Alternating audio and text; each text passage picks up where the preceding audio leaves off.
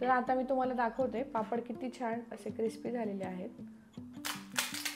अगदी हातावर आपण घेतला आणि कुस्करला की लगेच तुटला जातो, इतका कुरकुरीत आणि खुसखुशीत असे आपले बटाट्याचे पापड बनवून तयार झालेले आहेत।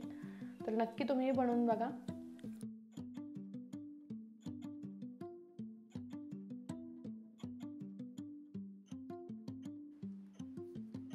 नमस्कार, किचन स्टोरीमध्ये मी प्राजक्ता तुम्हा सर्वांचं मनापासून स्वागत करते।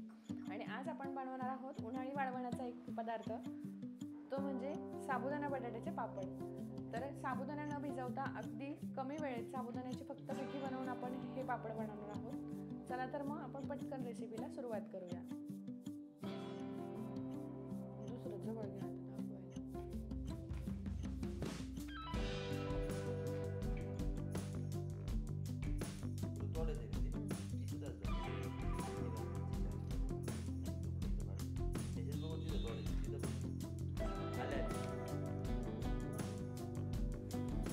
आता आज आपण बघणार आहोत साबुदाणा आणि बटाट्याच्या पापड्या। ज्या पापड्या आमच्याकडे तरी सर्वांना आवडतात, तुमच्याकडे आवडतात का नक्की कमेंट करून सांगा।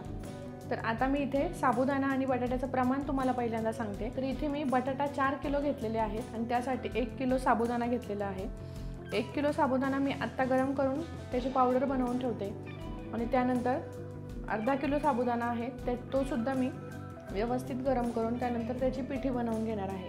तर अशा पद्धतीने मी पहिल्यांदा 1 किलो साबुदाण्याची पिठी बनवून घेते आणि त्यानंतर अर्धा किलो साबुदाण्याची पिठी बनवते। तर आता इथे मी जाड तळाची एक कढई ठेवलेली आहे।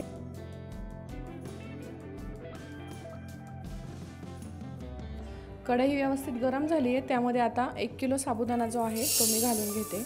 कढई मोठी घ्यायची जेणेकरून आपल्याला तो भाजायला सोपा जाईल। तर अशा पद्धतीने गॅस आता मध्यम ठेवायचा आहे आणि साबुदाणा व्यवस्थित असा भाजून घ्यायचा आहे। साबुदाणा व्यवस्थित भाजला गेला पाहिजे, म्हणजे तो छान असा फुलून वरती येतो। तर जोपर्यंत साबुदाणा फुलत नाही तोपर्यंत व्यवस्थित त्याला वर खाली या प्रमाणात हलवत राहायचं आहे। गॅस इथे मध्यमच ठेवते। तर अशा पद्धतीने अगदी व्यवस्थित आपल्याला साबुदाणा जो आहे तो भाजून घ्यायचा आहे। हा 1 किलो साबुदाणा आहे, म्हणजे क्वांटिटी जरा जास्त आहे, त्यामुळे त्याला थोडासा वेळ लागेल। तर सतत असा फक्त यामध्ये चमचा फिरवत राहायचा जेणेकरून साबुदाणा सर्व साईडने व्यवस्थित असा भाजला जाईल आणि छान असा फुलून येईल। साबुदाणा एकदा व्यवस्थित भाजला गेला तर त्याची पिठी करायला खूप सोपी जाते। आणि ह्या ज्या साबुदाणा आणि बटाट्याच्या पापड्या आहेत ह्या अनेक प्रकारे बनवल्या जातात, म्हणजे साबुदाणा भिजवूनही केला जातो, पण पापडी बनवल्यानंतर त्यामध्ये साबुदाणा जो आहे तो अगदी लगेच दिसून येतो किंवा दाताखाली येतो, त्यामुळे मी अशी पिठी करूनच ह्या पापड्या बनवते। ह्या अतिशय छान होतात।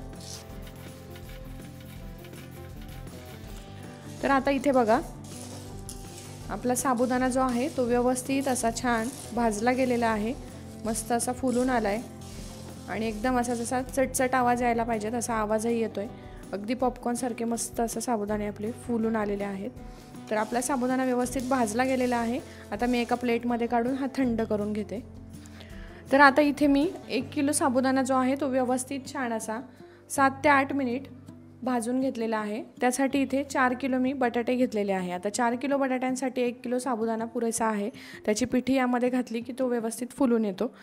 तर अशा पद्धतीने इथे मी बटाटे जे 4 किलो होते ते व्यवस्थित उकळवून घेतलेले आहेत।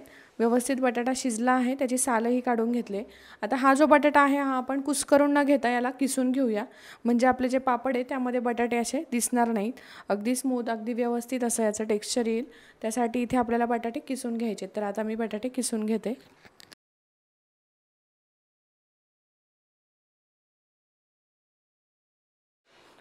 तर इथे आपण आता बटाटा व्यवस्थित असे किसून घेऊ। अशा पद्धतीने तुम्ही छोट्या मोठ्या कुठल्याही किसणीने हे व्यवस्थित असे किसून घ्यायचे आहेत। कुस्करले तरी देखील चालतात, पण काय होतं की आपण जेव्हा पापड्या बनवतो तर प्रेस मशीनने जेव्हा त्या प्रेस करतो तर त्यामध्ये बटाटा तसाच पटकन दिसून येतो, त्यामुळे इथे मी बटाटे जे आहे ते व्यवस्थित असे किसून घेते आहे। रेसिपी अतिशय सोपी आहे, म्हणजे ते साबुदाणा भिजवणं आणि त्यानंतर थोडासा तो वाफवणं आणि त्यानंतर ह्या पापड्या किंवा ज्याला खिच्चे असंही म्हणतात, तर हे सगळं करणं त्यापेक्षा ही अतिशय सोपी प्रोसेस आहे आणि खूप पटकन कमी वेळेत आणि अजिबात फेल जात नाही। कारण बऱ्याचदा काय होतं की काही ठिकाणी ज्या स्त्रिया ही रेसिपी बनवायचा प्रयत्न करतात तेव्हा एकतर त्या पापडीला चिरा पडतात किंवा हे जे पीठ आहे ते खूप पातळ होतं किंवा सुकल्यानंतर तिचा तुकडा पडतो, अशा प्रकारचे बरेच काय प्रकार घडतात. पण ही जी रेसिपी आहे ही अतिशय अचूक आहे आणि याच प्रमाणात तुम्ही देखील केली तर अजिबात चुकत नाही. पापडी अतिशय व्यवस्थित येते, जशी आपल्याला पाहिजे अगदी तशी. पापडीला चिराही पडत नाही, पापडी उलटही नाही आणि तिचा तुकडाही पडत नाही. इतकी व्यवस्थित अशी ही पापडी बनवून तयार होते. जे आपलं मिश्रण आहे ते पण अगदी छान, जसं आपल्याला पीठ पाहिजे त्या पद्धतीनुसार पिठाचा गोळा बनवून तयार होतो. अगदी आता तुमच्यासमोर मी तुम्हाला करून दाखवते. तर अशा पद्धतीने आता मी सर्व बटाटे इथे किसून घेते. तर आता इथे बटाट्याचा किस जो आहे तो व्यवस्थित मी करून घेतलेला आहे. आता इथे साबुदाणा जो आहे तो व्यवस्थित थंड झालेला आहे आणि आता मिक्सरला आपण त्याची पिठी बनवून घेणार आहोत. तर असं थोडं थोडं करून आपण या साबुदाण्याची पिठी बनवून घ्यायची. साबुदाणा व्यवस्थित थंडच करून घ्यायचा, त्यानंतरच पिठी करायची, म्हणजे पिठी जास्त छान होते. गरम साबुदाण्याची व्यवस्थित पिठी होत नाही. तर अशा पद्धतीने आता थोडं थोडं करून आपण याची पिठी बनवून घेऊया. तर आता इथे तुम्ही बघू शकता की साबुदाण्याची पिठी किती छान आणि व्यवस्थित झाली आहे. अगदी सेम अशाच प्रकारे तुम्हालाही साबुदाण्याची पिठी बनवून घ्यायची आहे. खूप जास्त बारीक पीठ नाही, पण अगदी रवाळ असं आपल्याला साबुदाण्याची पिठी बनवून घ्यायची. अगदी अशा प्रकारे तुम्ही इथे बघू शकता. अशा प्रकारे साबुदाण्याचे काही दाणे आहेत. तर अशा प्रकारे आपल्याला साबुदाण्याची पिठी बनवून घ्यायची आहे. तर मी आता सर्व साबुदाण्याची अशी पिठी बनवून घेते. तर आता आपली साबुदाण्याची पिठी बनवून तयार झालेली आहे आणि यासाठी आता मला हिरवी मिरची आणि 2 मोठे चमचे जिरे यांचा ठेचा बनवून घ्यायचा आहे. तुम्ही याऐवजी लाल तिखट घातलं तरी देखील चालेल, पण मी इथे हिरवी मिरचीच वापरते आहे. तर आम्हाला हिरवी मिरचीच्या ह्या पापड्या आवडतात, त्यामुळे मी इथे हिरवी मिरची आणि जिऱ्याचा वापर केला आहे. तुम्ही जर उपवासासाठी जिरे खात नसाल तर तुम्ही जिरे स्किप केलं तरी देखील चालेल, फक्त हिरवी मिरचीचा ठेचा बनवू शकता. तर आता इथे हिरवी मिरची आणि जिरे यांचा मी एकदा ठेचा बनवून घेते. तर आता यामध्ये आपला हिरवी मिरची आणि जिऱ्याचा ठेचाही बनवून तयार झालेला आहे. आता बटाटे जर किसून आपण घेतले होते त्यामध्ये थोडी थोडी करून आपल्याला ही पिठी ॲड करून घ्यायची. तुम्ही पिठी इथे बघू शकता अतिशय बारीक झालेली आहे. तर आता थोडी थोडी करून आपल्याला ॲड करायची, एकदम करायची नाही आहे. तर आता इथे अर्धी पिठी मी घालून घेतली आहे आणि हे व्यवस्थित आता मिक्स करून घेते.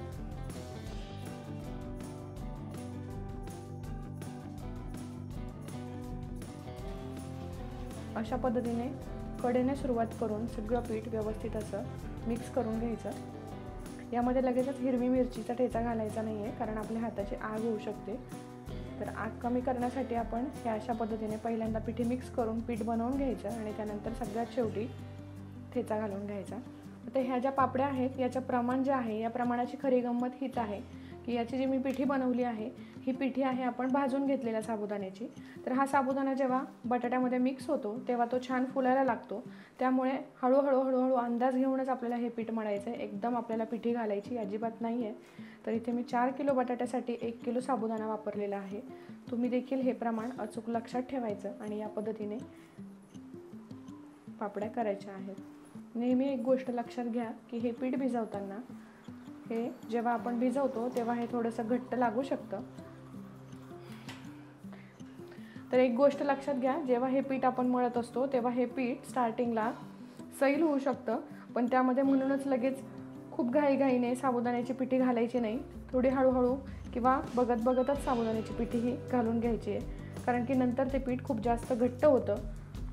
त्याचं कारण हेच की साबुदाणा बटाट्यामध्ये व्यवस्थित फुलला जातो, म्हणून पिठी जी आहे ती काळजीपूर्वक हळूहळू घालून घ्यायची आहे. तर अशा पद्धतीने आता मी जेवढी पिठी घालून घेतली होती तेवढं पीठ मळून घेतलं आहे. आता पुन्हा आपण थोडी पिठी यामध्ये ॲड करून घेऊया. तर अशा पद्धतीने हे व्यवस्थित आपल्याला पीठ मळून घ्यायचं आहे आणि इथे तुम्ही बघू शकता की अगदी घट्ट असं हे पीठ बनवून तयार झालं आहे. म्हणून हे साबुदाण्याची पिठी जी आहे ती फुलून आलेली आहे. आता इथे मी तुम्हाला सांगितलं होतं की 4 किलो बटाट्यासाठी 1 किलो साबुदाण्याची पिठी वापरायची आहे. आता प्रत्येक ठिकाणी बटाटा वेगळा असू शकतो.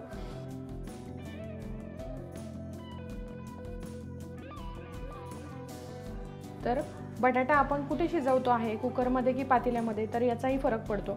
तर कुकरमध्ये जो बटाटा शिजवतो त्यासाठी पूर्ण पिठी लागू शकते, पण पातेल्यामध्ये आपण कमी पाण्यामध्ये जो बटाटा शिजवून घेतो त्यासाठी कमी पिठीही लागू शकते.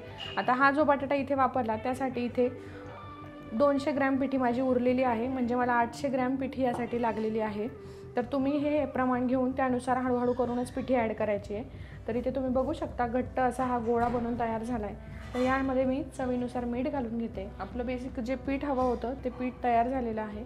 तर यामध्ये 2 मोठे चमचे मी मीठ घालून घेतले. आता आपण जो ठेचा बनवून घेतला होता तो ठेचाही यामध्ये घालून घेऊया आणि हे पुन्हा एकदा मिक्स करून घेऊ। तर अशा पद्धतीने व्यवस्थित हे पीठ मिक्स करून घ्यायचं आहे।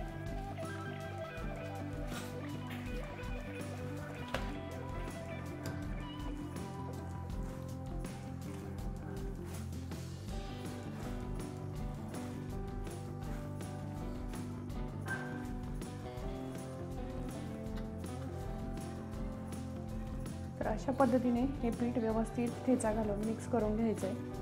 तर साबुदाण्याची पिठी घातल्यामुळे त्याला खूप जास्त कसरत लागते जेव्हा हे मिक्स व्हायचं असतं तेव्हा, त्यामुळे थोडीशी मेहनत जास्त घेऊन हे पीठ व्यवस्थित असं मिक्स करून घ्यायचं, म्हणजे मीठ किंवा ठेचा कमी जास्त प्रमाणात कुठे लागायला नको, एकसारखा सगळीकडे लागेल। तर अशा पद्धतीने आता जे आपलं पीठ एकदम जे सगळं होतं ते बाजूला करून त्याचे 3 भाग केले आणि 3 भागांमध्ये हे पीठ व्यवस्थित असं आता याचे गोळे बनवून घेते अशा पद्धतीने।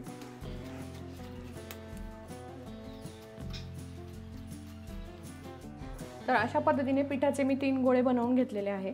आता हाताला थोडंसं तेल लावायचं आणि याच्या आपण लाट्या बनवून घेऊ, जेणेकरून आपल्याला प्रेस मशीनमध्ये पटापट आपल्याला ठेवून पटापट याचे पापड बनवता येतील।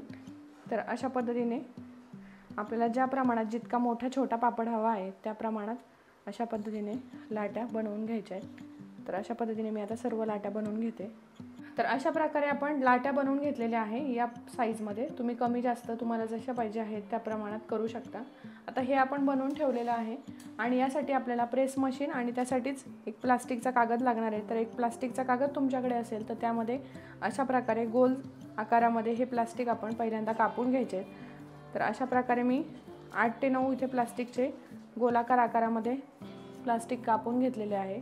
तर अशा पद्धतीने आता मशीन जे आहे त्यावर खाली एक प्लास्टिक ठेवायचा, त्याला थोडंसं तेल लावून घ्यायचं।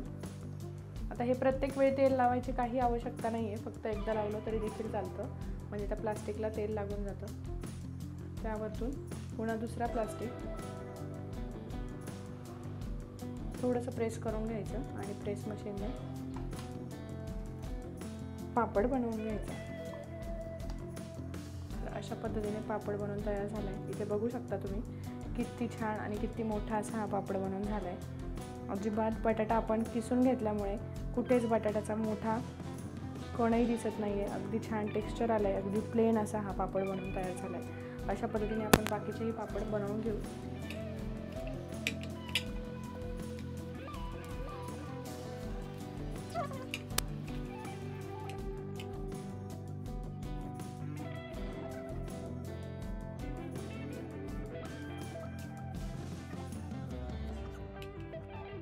तर आता इथे एक कापड घालून घ्यायचं आहे आणि त्या कापडावर आपण हे जे पापड आहेत ते अशा पद्धतीने व्यवस्थित काढून घेणार आहोत। तर तुम्ही बघू शकता अतिशय पटकन काही न करता आपले पापड व्यवस्थित असे निघत आहेत। खूप जास्त तेलही लावलेलं नाही आणि पाणीसुद्धा लावलेलं नाही, पाण्याचा तर एक थेंबही वापर मी इथे केलेला नाही आहे।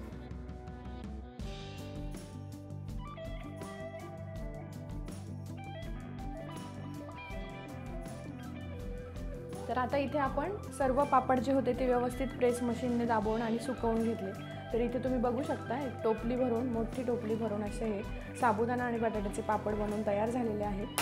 अतिशय छान कडकडीत उन्हामध्ये वाळल्यामुळे अगदी छान अशी ही पापडी बनवून तयार झाली आहे। आता ही पापडी आपण लगेचच तळून घेऊ आणि तुम्हाला दाखवते हिचा रंग किती छान आला आहे, किती कुरकुरीत अशी झालेली आहे। तर आता इथे तेल व्यवस्थित तापलेलं आहे, आपण आता एक एक पापड तळून घेऊ व्यवस्थित असं। तर गॅस मी इथे मध्यम ठेवलेला आहे।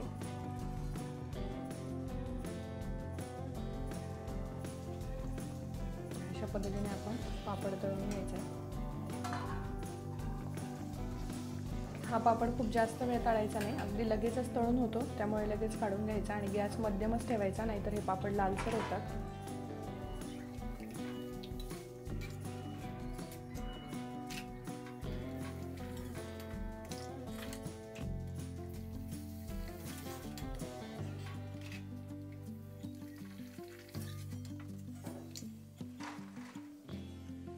तर अशा पद्धतीने इथे 8 ते 9 पापड मी व्यवस्थित असे तळून घेतलेले आहे।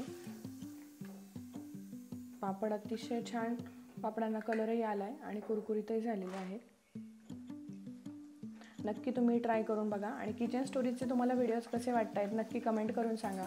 नवीन असाल चॅनलला नक्की सबस्क्राईब करा.